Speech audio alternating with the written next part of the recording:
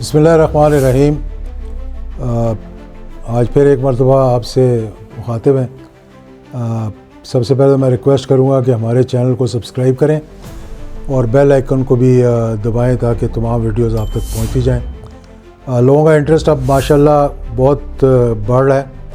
और बहुत से लोग इसको देख रहे हैं चैनल को, और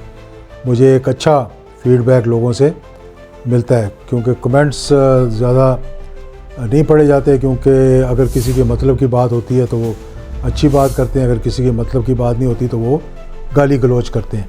तो इतना टाइम नहीं है कि उनकी हम गाली गलौज को सुने। आज मेरा मकसद ये था बात करने का कि एक तो मैं तमाम दोस्तों का शुक्रिया अदा करना चाहता हूँ कि जो 17 अगस्त को 37वीं बरसी पर शोधा बहावलपुर की और जनज़ाउल हक शहीद की दूर दराज के इलाकों से आए, और कोई ऐसा शहर नहीं था पाकिस्तान का जिससे कि रिप्रेजेंटेशन ना हो, एक लोग वहाँ से ना आए हों,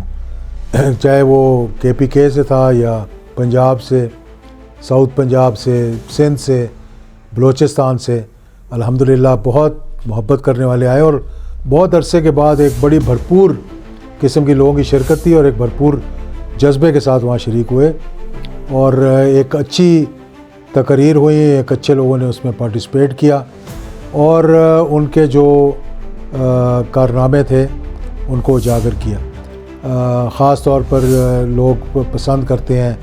एक तो जनज़ाउल हक की क्रिकेट डिप्लोमेसी, जिसमें उन्होंने हिंदुस्तान को ऐसे वक्त पे पैगाम दिया था जब वो पाकिस्तान पर हमला करना चाह रहे थे, और दूसरा जो है अफ़गानिस्तान का जहाद अफ़गानिस्तान, और जिसकी आड़ में मैं बार बार ये बात करता हूँ क्योंकि अगर जहाद अफ़गानिस्तान ना होता, पाकिस्तान आज न्यूक्लियर ना होता, जिसकी आड़ में हमने चागी के टनल बनाए,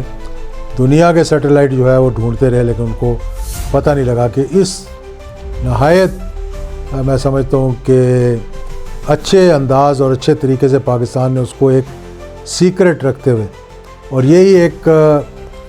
बात होती है जो कि the difference between the military regime कह लें या एक जो डेमोक्रेटिक रजीम है, उसमें फ़र्क ये होता है कि मिलिट्री रजीम के अंदर जो काम होते हैं,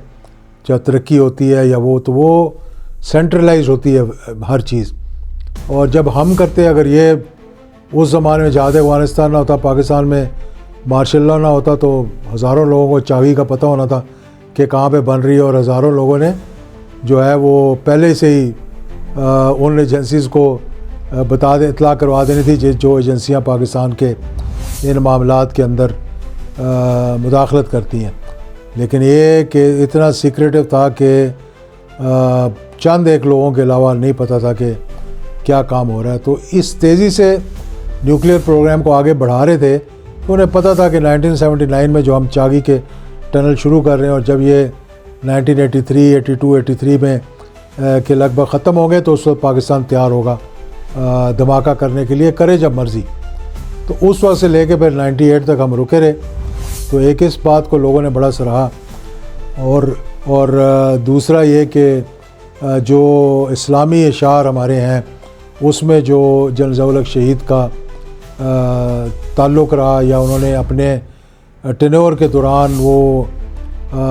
इस मुल्क के माशरे को, इसके कल्चर को एक इस्लामी माशरे में तब्दील करने की कोशिश की। जो एक नज़रियाती मुल्क जो बना था ला इलाहा इल्लल्लाह मुहम्मद रसूलुल्लाह के नाम पर, उन्होंने उस डगर पे इसको चलाने की कोशिश की, जिससे बहुत से लोगों को तकलीफ़ है, और बार बार वो झूठी खबरें भी देते रहते हैं और झूठी इत्तलाएँ भी देते रहते हैं, और इन वीडियोज़ के ज़रिए जो आजकल शुरू हुआ है वीलॉग और जो पॉडकास्ट शुरू हुए हैं, इनके ज़रिए जो है वो तारीख़ को मस्ख़ करने की कोशिश करते हैं अपने व्यूज़ को बढ़ाने के लिए और अपने ही पैगाम को आगे देने के लिए। दो ऐसे वाक़यात आए हैं रिसेंटली कि एक तो ये बात हुई है कि एक नया ट्रेंड जो पाकिस्तान के अंदर शुरू हुआ है ना, सोशल मीडिया के, जो कि मादर पिदर आज़ाद मैं उसको कहता हूँ, कि वो ऐसा ट्रेंड शुरू हुआ है कि अगर उनकी मर्ज़ी की बात करें तो वो उसको सराहेंगे, और अगर उनकी मर्ज़ी की बात ना करें तो फिर वो गाली गलौज पे उतर आएंगे और बुरा भला कहने पर, और फिर ऐसी झूठी बातें आपसे मंसूब करेंगे कि आपके पास कोई प्लेटफॉर्म नहीं है जवाब देने के लिए। تو میں یہ کہنا چاہتا ہوں کہ اگر آپ نے اس سوشل میڈیا کے پلیٹ فارم کو یوز کرنا ہے، کہ میں اب یہاں بیٹھا ہوں، میں جس کو مرضی برا بھلا کہتا ہوں، کوئی پوچھنے والا نہیں ہے، لیکن میں ایسا کرنے سے پہلے کچھ تھوڑی تحقیق تو کروں گا، میں دیکھوں گا کہ اس میں سچائی ہے کہ سچائی نہیں ہے، لیکن وہ تحقیق نہیں ہوتی۔ تو اسی طرح سے ایک ریسنٹلی ایک دو میرے ایسے انٹرویوز ہوئے جس کے اندر کے حقائق کو میں سامنے لے کر آیا ہوں، سچائی کو میں سامنے لے کر آیا ہوں، اور اس سے اپنوں کو بھی بڑی تکلیف ہوئی ہے، جو کہ مطلب سرکاری سوشل میڈیا چلا رہے ہیں اور سرکاری سوشل میڈیا کے وہ مطلب پسندیدہ ہیں سب کے، اور ایسے بھی ہیں جو باہر بیٹھ کر سوائے غلط بیانی کرنے کے، جھوٹ بولنے کے، ان کا کوئی کام ہی نہیں ہے۔ تو میں ایک تو یہ کہ ان کو جواب نہیں دینا چاہتا، دوسری بات یہ ہے کہ جواب دینے کا کوئی فائدہ بھی نہیں ہے، کیونکہ انہوں نے تو پھر وہی کہنا ہے جو ان کے دل میں ہے، اور بغیر سوچے سمجھے، بغیر پوچھے، اپنے ویوز کو بڑھانے کے لیے اور پیسہ بنانے کے لیے۔ تو ہمارا وہ مقصد نہیں ہے، ہمارا ایک پارٹی، پولیٹیکل پارٹی نظریاتی ہے، ایک رجیم جو جس کو ہم اون کرتے ہیں وہ نظریاتی تھی، اور ہمارا اپنا بھی ایک نظریاتی چینل ہے یہ، جس میں کہ ہم نہیں سمجھتے کہ ہم جھوٹ پہ مبنی ایسی خبریں دیں۔ ہاں البتہ اگر کوئی ایسی ویڈیو آئے گی کہ جو تاریخ کو مس کرنے کی کوشش کی گی تو اس کا جواب ایک آدھا ہم نے دیا ہے، اور ایک آدھا آج کل میں ہم دیں گے، سامنے آ جائے گا۔ تو کہنے کا مطلب یہ تھا کہ آج 37 سال کے بعد بھی جنرل ضیاء الحق شہید جو ہے وہ لوگوں کے دلوں میں زندہ ہیں۔ کسی اور لیڈر کی پاکستان میں جو رہ کر گئے ہیں، اس انداز میں لوگ محبت کے ساتھ، بغیر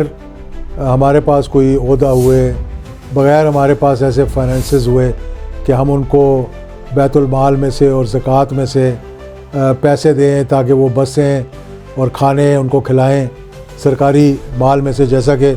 بہت سی جماعتیں اس قسم کا کام کر رہی ہیں، جن کے پاس حکومت بھی ہے اور جن کے پاس یہ جو اپنی اپنی برسی بھی بناتے ہیں کہ وہ اگر ٹرینیں چلائیں گے تو بھی سرکاری، کھانا کھلائیں گے تو بھی سرکاری، بسیں دیں گے تو بھی سرکاری۔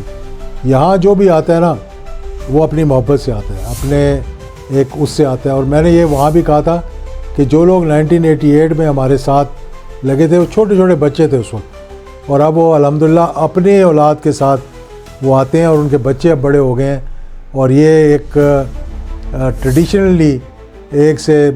دوسری جنریشن سے تیسری جنریشن میں یہ بات اب جاری ہے۔ 37 years is a long period, کوئی یہ چھوٹا نہیں ہے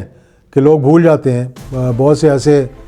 سربراہ آئے جو چلے گئے جن کا کسی کو پتہ بھی نہیں ہے کہ وہ پاکستان کے حکمران تھے۔ ہاں ان کو یاد اچھے الفاظ میں کسی کو کیا جاتا ہے، کسی کو برے الفاظ میں کیا جاتا ہے، کسی نے جو اپنے اپنے دور کے اندر کیا، اس دور میں اس کے حقائق لوگ سامنے لے کر آتے ہیں، اور انہی حقائق کو جو جھوٹ پہ مبنی ہے بلڈ کرنے کی کوشش کی جاتی ہے اپنے اپنے اینگل سے۔ تو ہم وہ کام نہیں کرتے، ہم اگر کسی کو خراج تحسین پیش کرتے ہیں تو جو ڈیزرو کرتا ہے اس کو کرتے ہیں۔ جیسا کہ پاکستان کے نیوکلیئر پروگرام میں ڈاکٹر عبدالقدیر خان کا ایک بہت بڑا کردار ہے، شروع کرنے کے لیے ذوالفقار علی بھٹو کا ایک کردار تھا، اس کو آگے لے کر چلنے کے لیے، ڈاکٹر قدیر کو پاکستان سے واپس جاتے ہوئے روکنے کے لیے، اور اس کو پایا تکمیل تک پہنچانے کے لیے، اور دشمن کو باور کروانے کے لیے کہ ہاں جو چیز تمہارے پاس ہے ہمارے پاس بھی ہے۔ اس میں جنرل ضیاء الحق شہید کا ایک بہت بڑا کردار تھا، اور وہ 15 لاکھ افغان جن کی جانیں جامع شہادت جنہوں نے نوش کیا، ان کا بہت بڑا کردار تھا کہ ساری دنیا کی آنکھوں کے سامنے اس سے چھپاتے ہوئے پاکستان نیوکلیئر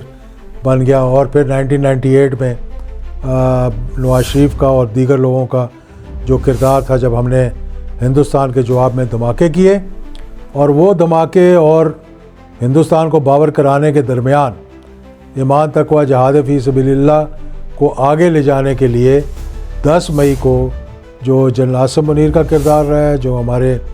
ایئر فورس کا چیف کا کردار رہا ہے، جو ہماری نیول چیف کا کردار رہا ہے، جو ہمارے پوری آرمڈ فورسز کا کردار رہا ہے، اس کو بھی دنیا سراہ رہی ہے اب، اور اس کی ایک ہی وجہ ہے کہ پاکستان کے پاس وہ چیز ہے جس کو سامنے رکھتے ہوئے پاکستان کی طرف کوئی میلی آنکھ کر کے نہیں دیکھ سکتا، کیونکہ آج اگر ہم نیوکلیئر نہ ہوتے تو ہمارا دشمن جو ہم سے 10 گنا بڑا ہے کئی مرتبہ ہمارے اوپر سے گزر چکا ہوتا اور اپنی خواہشات کے مطابق پہلے بالا کوٹ میں ان کی چیخیں نکلی اور اب 10 مئی کو پھر دوبارہ گھٹنے ٹیکے، اور گھٹنے ٹیکنے کے بعد بنتیں کی پریزیڈنٹ ٹرمپ کی، جو وہ بار بار کہتے ہیں. انہوں نے پاکستان کا میرے خیال 30 دفعہ نام لیا ہے اپنے اس دورے کے دوران. اور جنرل عاصم منیر کا کردار جو رہا ہے کہ ایران اور امریکہ